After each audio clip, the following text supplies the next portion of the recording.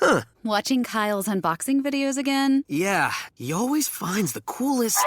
No way! A robot dog? Gotta ask where he got it. Or use your Samsung Galaxy S24 Ultra. Just draw a circle around the dog on your screen, and it shows you where to buy it right in the app. Oh, I just learned a new trick. And that for once, I beat Kyle to the next big thing. Circle it, find it with the new Galaxy S24 Ultra and circle the search with Google. Get yours now at Samsung.com. Internet connection required. Results may vary based on visuals.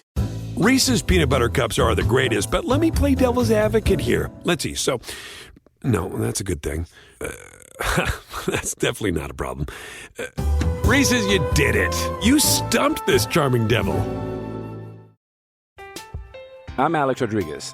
And I'm Jason Kelly. From Bloomberg, this is The Deal. Each week, you'll hear us in conversation with business icons. This show will explore deal-making across sports, media, and entertainment. That is a harsh lesson in business. Sports is not as simple as bringing a bunch of big names together. I didn't want to do another stomp you out speech. It opened up so many more doors. The show is called The Deal. Listen to The Deal. Listen to The Deal on Spotify. Thanks for choosing this free Anfield Index podcast. If you'd prefer to listen to this or any of our other shows without adverts, then now's the time to check out Anfield Index Pro. With AI Pro, you can supercharge your entire listening experience. You'll not only get all of our podcasts without the ads, but you'll have them far faster with our Quick Publish feature available exclusively for subscribers. AI Pro also puts you in the heart of our sound studio, with an option to listen to many of our shows live and interact with the podcasters in real time as the shows are recording. Upgrading couldn't be easier. AI Pro is available on all popular podcast platforms, and we have our own apps for Apple and Android. Just head on over to AnfieldIndexPro.com and get started today. Good morning, good afternoon, good evening, wherever you are, whatever you're doing, and welcome to another episode of Post-Conference Presser for Anfield Index. Feels like it's been a million years, doesn't it, ladies and gentlemen, since we were talking about a Jurgen Klopp press conference, almost since Liverpool played with those pesky international breaks that have just been up. But it's back. We are at the business end of the season. We are talking all things Liverpool and the excitement, whatever happens now. There's something pure about this time. This is the bit where it almost feels like the season has restarted. A little bit like when the season starts, everything's, they use that word, pure. You never know. You've got excitement, the fears, whatever it may be. This is the title running. This is the end of the season, the business end. The big prizes get divvied up, and we are in the mix. So there's so much to be excited and, raring to go for many of us. So we'll do the normal, ladies and gents. We'll talk about what Jurgen Klopp said in response to the questions he was asked. We'll talk about clues. Now, normally we talk about the last game as clues, so we'll talk about it in terms of the international break and the big things that came up there. We'll talk about Brighton Threats, and we'll talk about our formation and lineup for Sunday, and we will talk about my prediction for goal and goal scorers. So plenty to get through. And speaking of plenty to get through, there was plenty that Jurgen Klopp was asked in his press conference, and the normal routine was there, wasn't it? So, Vinny O'Connor, and it was no doubt he was going to ask this about Xabi Alonso. I don't think anyone really doubted that question was going to come up. So it did, talking about what he said, Xabi Alonso's quotes, I'm sure people have seen this morning, saying he will stay at Bayer Leverkusen. And also, Jurgen Klopp was asked that, how relatable is he? What does he think about that for Liverpool and him not potentially coming here? So what did Jurgen Klopp say to that 2-point question? He said, the one point I can speak about is this young manager being at a club doing well. That is a similar situation to what I've had, and pretty much the same if you want, and I've never regretted it. So that's everything I can pretty much say about it. Leverkusen has a good team, which probably keep the team together, and not all the years it's been like that. So I understand that he wants to do that. For the other stuff, there's nothing else I have to say about it. I get the first bit. He was asked about the first bit in that regard. That, he's been in a similar situation at mine, so he understands the reasons. I think that's easy to say. The second part, I don't know why he was asked about. Well, actually, let me correct that. I know why he was asked about that situation, but what was Jurgen Klopp expected to say? He's got no comment on it. His focus He's on Liverpool till the end of the season. It's not his focus on our future, anything going forward. Not the right person to ask, really, and not the right time to do it. He was asked, though, as well about the injury situation, which, let's be honest, we all wanted to know. So what did he say on that? Because players who were injured, coming back, etc., they were reeled off the names. So Curtis about the weekend, not fully sure, but he should be back in full training. Ibra is fine. He had an extra rest day yesterday. Robbo, day by day, didn't train today, but it's not as bad as we first thought. Those other boys that were mentioned, and we're talking Jota, Trent, Alisson, will join parts of team training, but they're not next week, but not too far away. They all make their steps. He was then asked to follow up about Darwin, because obviously Núñez didn't go, did he, to international break.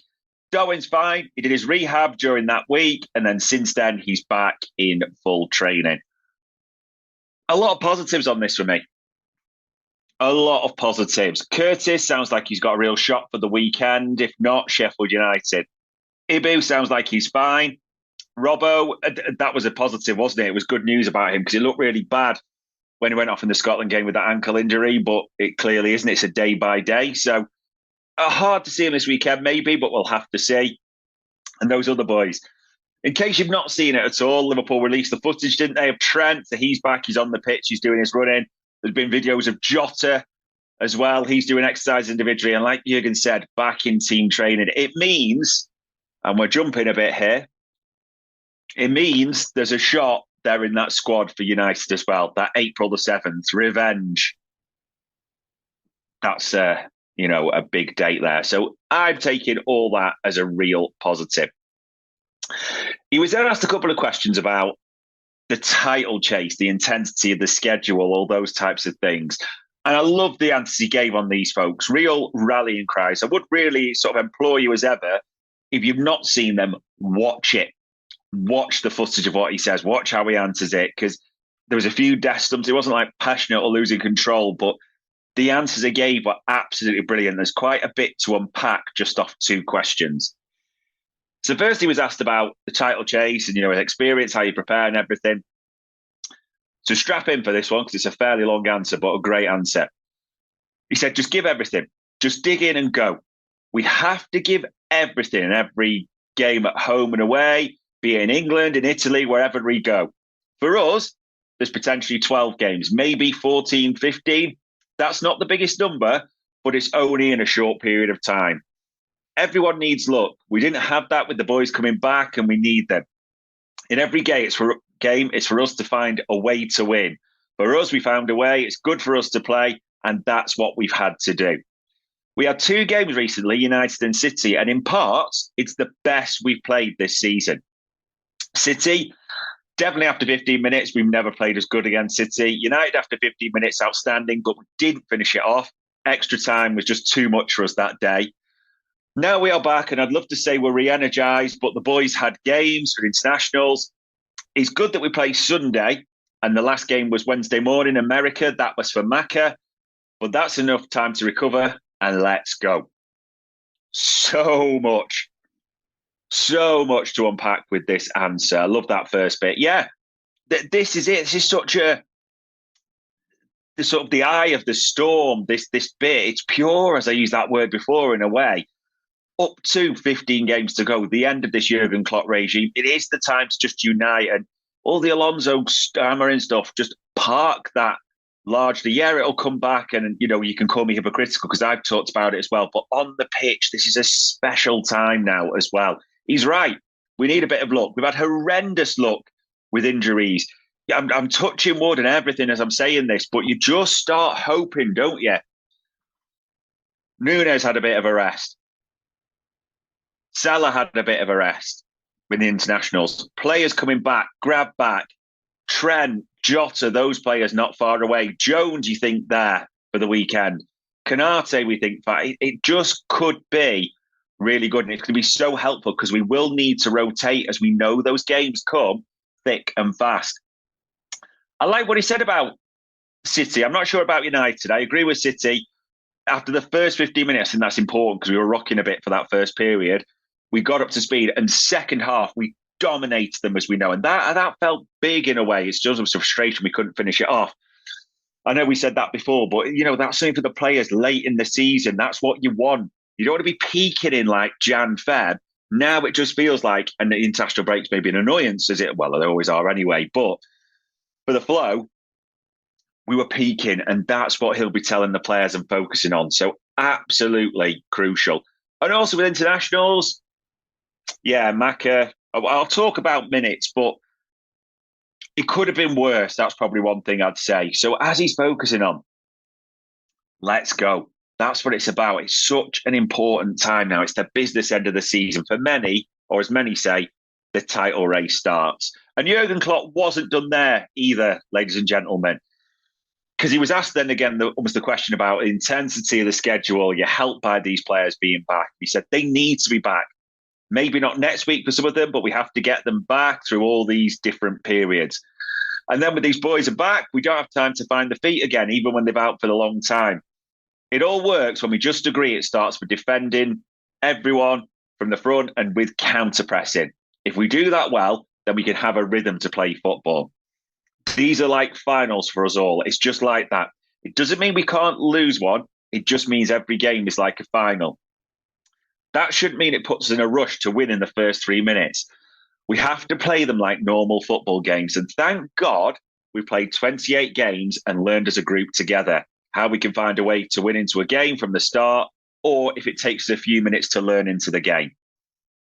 You ask a lot of times over the years, not we don't want to talk about it, we just don't know about where we are in the last 10 games. We know, but it's too early to see the finishing lines. We're just 28 games further than the beginning of the season.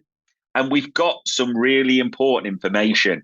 A lot of answers we got on questions we didn't know. I think everybody's excited, and Anfield will be rocking this Sunday. And that's something we must feel. We've not only home games, and there we must make the difference. They're tricky, and we have to play our best football and get results. But that's how it is if you want to win the Premier League. You need to play top football. You need to look. Let's see. Reese's peanut butter cups are the greatest, but let me play devil's advocate here. Let's see. So, no, that's a good thing. That's definitely not a problem. Reese's, you did it. You stumped this charming devil. I'm Alex Rodriguez. And I'm Jason Kelly. From Bloomberg, this is The Deal. Each week, you'll hear us in conversation with business icons. This show will explore deal-making across sports, media, and entertainment. That is a harsh lesson in business. Sports is not as simple as bringing a bunch of big names together. I didn't want to do another stomp you out speech. It opened up so many more doors. The show is called The Deal. Listen to The Deal. Listen to The Deal on Spotify. Hey there. Did you know Kroger always gives you savings and rewards on top of our lower-than-low prices? And when you download the Kroger app, you'll enjoy over $500 in savings every week with digital coupons. And don't forget fuel points to help you save up to $1 per gallon at the pump. Want to save even more? With a Boost membership, you'll get double fuel points and free delivery. So shop and save big at Kroger today. Kroger, fresh for everyone. Savings may vary by state. Restrictions apply. See site for details. Hello there. Have you ever found yourself getting ready to watch the Liverpool match? You've got your mates round, you've got your drinks, you've got your snacks. You're all set to go. It's going to be a good day. And then you find out, oh, the game's not actually being broadcast in your region. There's the heartbreak. There's rage. There's despair. There's fury. You're upset. You're looking for a solution. Well, we've teamed up with NordVPN to bring you a game-changing solution. That's right. With NordVPN, you can switch your virtual location to a country where the game's on live. It's like having a global ticket to sports, TV shows, and movies from all around the world. And here's the best part. If you go to nordvpn.com/Anfield Index, you'll score the best discount on your NordVPN plan. Plus, our link gives you 4 extra months free on the 2-year plan. And that's what we call a winning streak. And if you're sitting there and you're thinking, what if it's not for me? What if I don't like it? What if I'm not getting the use of it? Don't worry about it. There's a 30-day money-back guarantee. So it's totally risk-free. I've been using NordVPN to catch all the Liverpool matches and TV shows that I'd normally miss out on. It's totally transformed both my weekends and my TV watching. And not only that, not only does it give me access to stuff from all around the world with the click of a button, it keeps all my data safe. It means that the miscreants, the ne'er-do-wells, what my grandmother would have called scallywags, who lurk on the internet to try and steal your information, can't get to your information. NordVPN keeps it safe for you. So don't let geo-restrictions bench you this season. Visit nordvpn.com/Anfield Index and make sure that you're in the game, no matter when or where it's being played. Remember, it's not just sports, it's your all-access pass to binge-worthy TV shows and blockbuster movies from all around the globe. NordVPN literally unlocks the world for you and keeps you safe from the world. So don't miss out. Head over to nordvpn.com/Anfield Index and let the fun and games begin. Lot to unpack again, ladies and gents? And almost the answer is a short question, a massive answer, and a great answer because he darted back and forth. He told you about the timeline. We need those players back. Of course we do. We need rotation. Even this period of starting, we go Brighton Sunday, Sheffield United Thursday, United on Sunday. I mean, we go 3 in a week. You need as many players back as you can get. You need as much rotation as you can get in that sense. We need to win them all, probably, you fancy, as well. So we need those. You need luck, like you mentioned. We also will need patience. We know how it's gone this season. We're not going to steamroller every team. I mean, I like the way he put it. It's taken us a few minutes to get into games. I mean, how many have we relied on late? But you have faith in this group of players for that. You should be buzzed with it. He talked about Anfield and the importance of that. It should be rocking on Sunday. You should be up and buzzing for it. Of course you should. Should be buzzing at the same time because look at the game after that as well. We can only do our business and see what happens from there. But so much to like about it. He's also right in the way he broke it down that he's talked about game by game. That's always been Jurgen Klopp's mantra, game by game, forget anything else. But now he's given that light to what they're thinking about. That's what you need if you want to win the Premier League. So there's no doubt he'll still talk game by game, but he's made it clear what's on the horizon for those players. No one's stupid, but they know what it takes game by game to win that Premier League. And this is where he starts. So I love that answer. I love the sort of, he wasn't jumping around, he wasn't bouncing, he wasn't banging his chest like he does on the touchline. But there was an icy glare and a stare to that journalist when he was giving that answer. I liked the kind of, what of a better word, the vibe, if you want, that he was giving off. I really enjoyed that. And the final part he was asked was about Stefan Bajcetic, and what's going on with him. Because he said, wish he did just for the international break, he could be back soon. So he said, football brain-wise, he's a natural. He's in partial training with the 21s and then full training with them next week. As pretty much because of the games we play, we don't train at all. And then he'll be back with us and we'll see. The boy grew a few muscles, put a bit of height on, and he looks good. Conor Bradley didn't need long out after a long time out. He's a smart kid and we think he'll be fine, but what do I know? I've never been that long injured in that age group.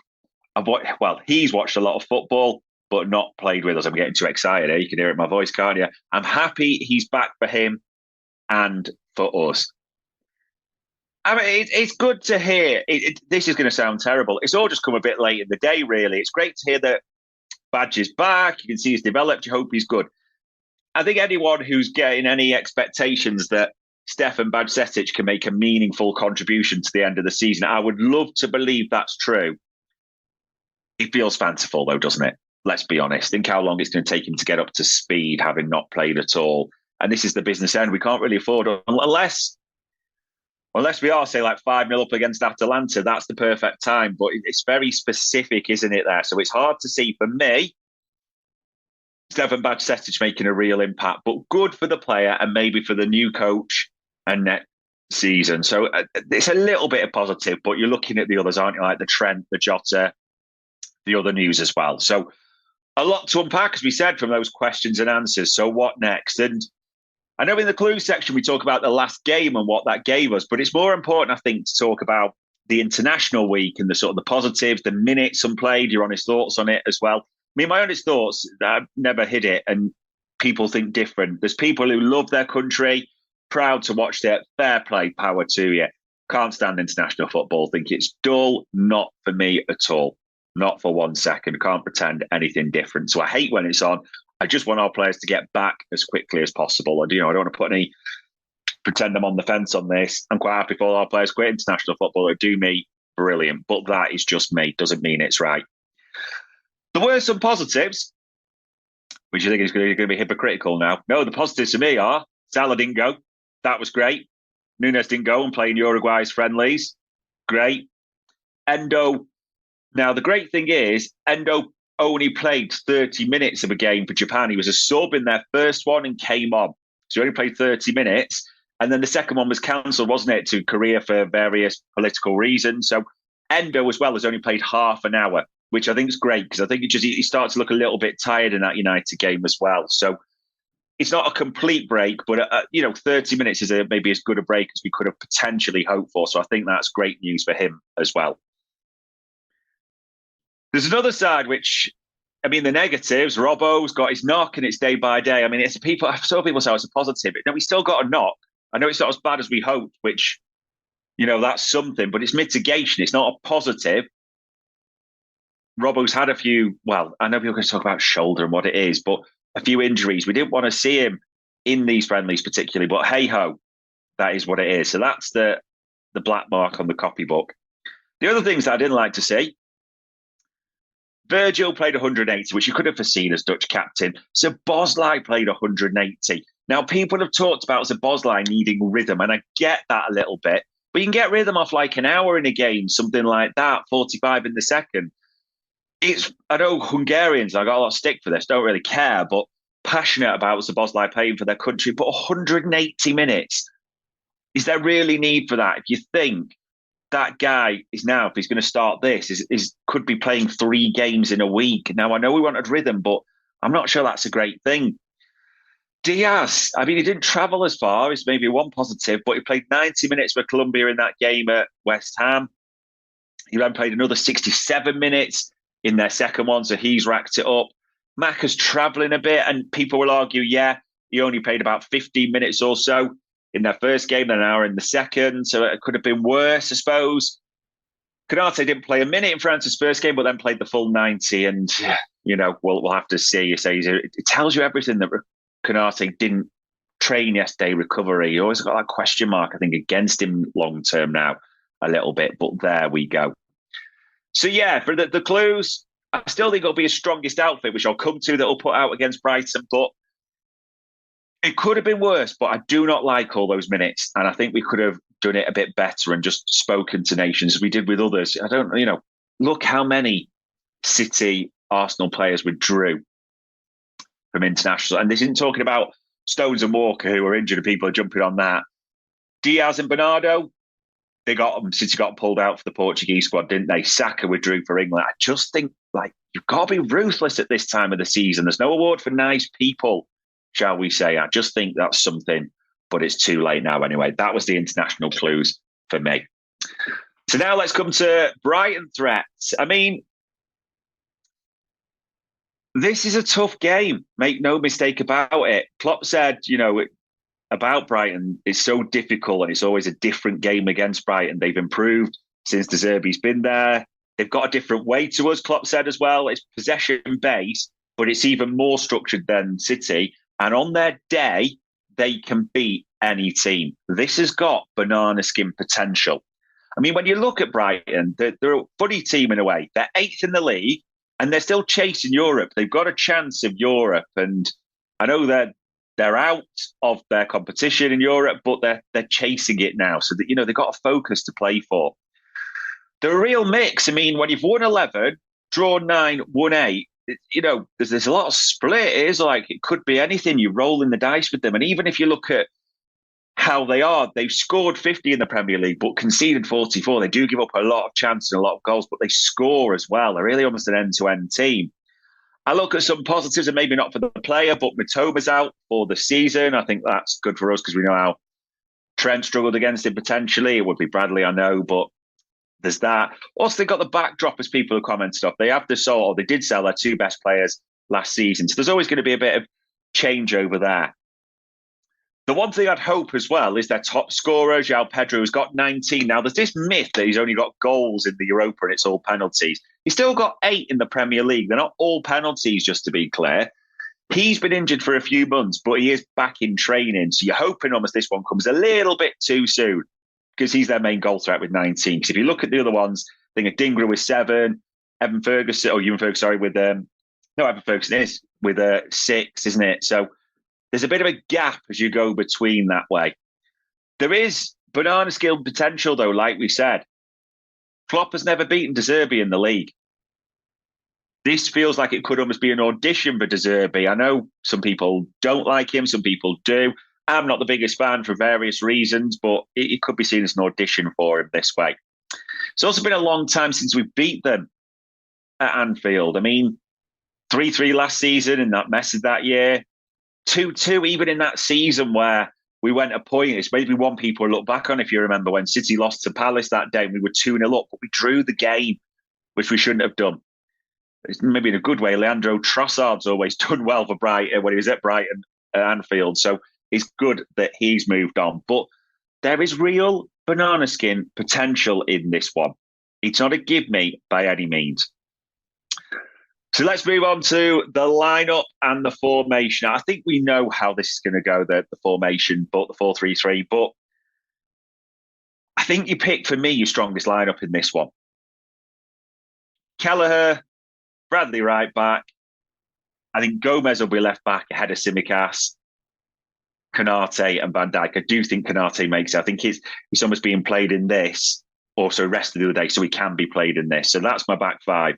In the middle, Endo, Szoboszlai, McAllister. The fact that Curtis Jones, as he mentioned, is expected to be back in full training, but there's a bit of uncertainty there. Doesn't really make you think a starter. Up front, Diaz, Núñez, Salah. I think that's the strongest lineup at the moment we can put out. People will have qualms with that. I mean, Harvey Elliott's been in great form. I know with the England under-21s is a level it's far above, but he's done well there. He did well against, in recent games, even scored against United. But a great impact from the bench. Also, then you've got Gakpo, and you'd hope Curtis Jones would get some minutes as well coming on. And also, if you look, the second game, and I know I'm jumping ahead here, you should never count your chickens at all, but the game after this is Sheffield United at home, isn't it? Now, let's be honest, be crystal clear, if you could pick any game to play in the Premier League, it will be Sheffield United at home at the moment. They are horrendous. We know that. We know the goals they conceded. So for me, in essence, it's jump in, but you pick your strongest in this, you rotate then in Sheffield United. That should be the plan. We go to win, but it's our strongest lineup, and that is what I go with personally. Which then leads us towards, ladies and gents, what do you think the score and scoreline will be? I don't think this will be a hammer-in. I think this will be a tight game. I wouldn't be surprised if it takes a while for the first goal to come. However, I'm going for a 2-0, which seems unusual because I say Brighton score and concede, but there's definitely no way it's going to be a 0-0. So I'm going to go 2-0 and I'm going to go Mo Salah to open the scoring. That is my prediction. 2-0, Mo Salah to open the scoring. In simple terms this week, for this one to start, just win. Just win and no injuries. I mean that. It doesn't have to be the greatest performance because it's just back from internationals. We're getting into things. Just win and no injuries. I would take that. I'm not looking for a scintillating performance at this stage. Just win the game. That's the biggest thing. So 2-0 Mo Salah is my prediction. As I always say, ladies and gents, listen to the press conference, watch it yourselves to give your own opinions and your own thoughts. At the same time, it did seem there would be an embargo for later. So with it being Good Friday, I don't know if that'll come out Saturday, possibly 10:30 or tonight. I'm not really sure, to be honest, with that, but keep an eye out for a few stories, maybe things that Jurgen Klopp might say in that. Who knows? But for me, ladies and gents, that was another post-conference presser for Anfield Index. We hope you enjoyed listening to this Anfield Index show. Please be sure to subscribe to our channel so future podcasts find their way to your device automatically. There's nothing quite like fan engagement, and we'd love to know what you think of anything discussed on this show. The best way to get in touch is over on our free Discord community, where both podcasters and listeners debate the hottest LFC topics 24/7. Sign up free now at AnfieldIndex.com/Discord. You won't regret it. You can also follow us on Twitter at Anfield Index and find us on Facebook by searching for Anfield Index. Oh, and before you go, we'd love it if you could leave us a 5-star review on your favourite podcast app. It only takes a couple of seconds, and it means the world to the people who create these free shows.